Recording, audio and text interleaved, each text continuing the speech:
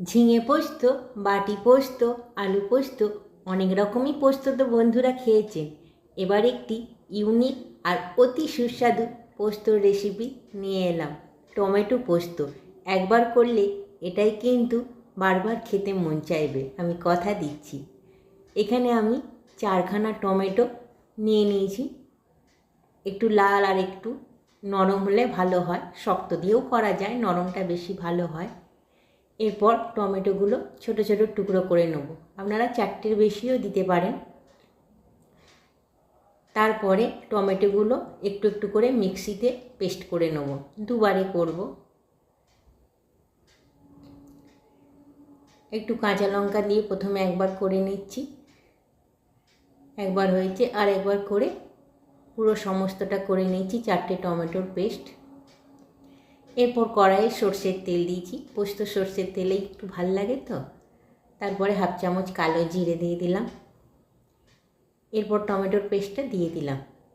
Paste করে দিলেই এটা খেতে ভালো হয়, টুকরো টুকরো দেওয়া যায় কিন্তু পেস্ট করে বেশি খেতে ভালো লাগে।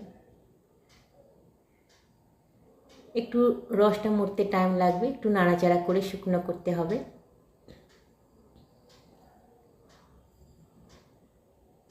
এই ফাঁকে 1 চিমটে হলুদ দিয়ে দিলাম, তাতে কালারটা খুব সুন্দর আসবে। টমেটো লাল, তার সঙ্গে একটু হলুদ দিলে বা একটু গুঁড়ো লঙ্কা দিলে খুব সুন্দর কালারটা আসে। আপনারা হলুদ খেতে না চাইলে স্কিপ করতে পারেন। এরপর স্বাদ মতন লবণটা দিয়ে নিলাম। যেহেতু টমেটোটা একটু টক টক, তাই 1 চিমটে চিনি দিলাম। আপনারা চাইলে দিতে পারেন, নইলে নাও দিতে পারেন।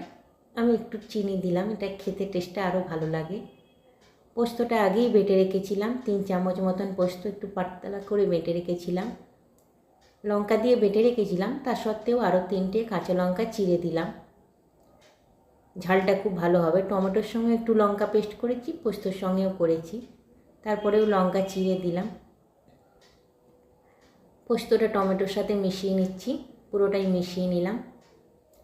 চাইলে একটু জল দিতে পারেন, পোস্ত ধোয়া বাটিটায় আমি একটু জল দেবো। আর যদি শুকনো শুকনো চান শুকনোও রাখতে পারেন, একটু জল দিলে একটু পাতলা হবে, খেতে ভাল লাগে।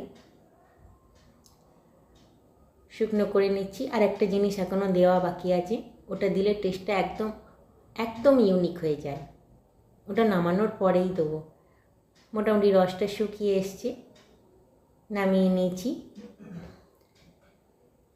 এরপরে একটু কাঁচা সর্ষের তেল ওপর থেকে দিয়ে নেব। সর্ষের তেলটা এইভাবে 1 চামচ দিয়ে নিলাম। এটা ভাত দিয়ে খাওয়ার সময় অপূর্ব লাগে খেতে।